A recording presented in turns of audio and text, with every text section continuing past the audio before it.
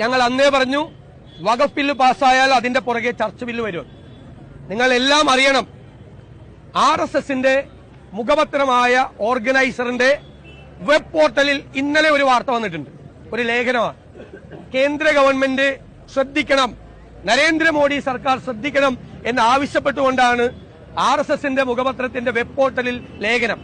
ആ ലേഖനത്തിൽ പറയുന്നത് ഇന്ത്യയിൽ, ഈ രാജ്യത്ത് കേന്ദ്ര സർക്കാർ കഴിഞ്ഞാൽ ഏറ്റവും വലിയ ഭൂ ഉടമ, സർക്കാർ ഇതര ഭൂ ഉടമ കാത്തലിക് ചർച്ചാണെന്നാണ് പറഞ്ഞിരിക്കുന്നത്. കാത്തലിക് ചർച്ചാണെന്നാണ്. 7 കോടി ഹെക്ടർ സ്ഥലത്തിന്റെ ഉടമയാണ് ഇന്ത്യയിലെ കാത്തലിക് ചർച്ച്. എല്ലാവരും കൂടി 7 കോടി ഹെക്ടർ, അതായത് 17.29 ഏക്കർ, കോടി ഏക്കർ. വെറും 17.29 ഏക്കർ അല്ല, 17.29 കോടി ഏക്കർ സ്ഥലത്തിന്റെ ഉടമകളാണ് കാത്തലിക് ചർച്ച്. അതുകൊണ്ട് അത് അനധികൃതമായി ബ്രിട്ടീഷുകാരുള്ള കാലത്ത് ലീസ് മേടിച്ച് കൈവശം ക്രൈസ്തവർ വച്ചിരിക്കുന്ന ഭൂമിയാണ്.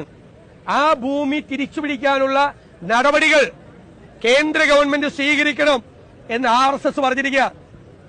RSSന്റെ മുഖപത്രത്തിൽ RSSന്റെ അല്ലാതെ അഭിപ്രായം വരുമോ? RSS എന്നാ പറഞ്ഞിരിക്കുന്നത്? ഏപ്രിൽ 3-ാം തീയതി ലോകസഭയിൽ വഖഫ് ബില്ല് പാസാക്കിയ അതേ ദിവസം വഖഫ് ബില്ല് പാസ്സാകും.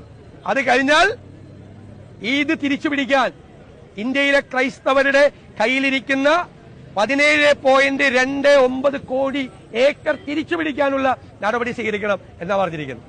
അപ്പൊ ഇവര് ഈ ക്രൈസ്തവ ദേവാലയങ്ങളിൽ രത്നകിരീടമായി പോകുന്നതിന്റെയും ഈസ്റ്റർ ദിവസം കേക്കുമായി ക്രൈസ്തവ ഭവനങ്ങൾ സന്ദർശിക്കുന്നതിന്റെയും രഹസ്യം മനസ്സിലായല്ലോ.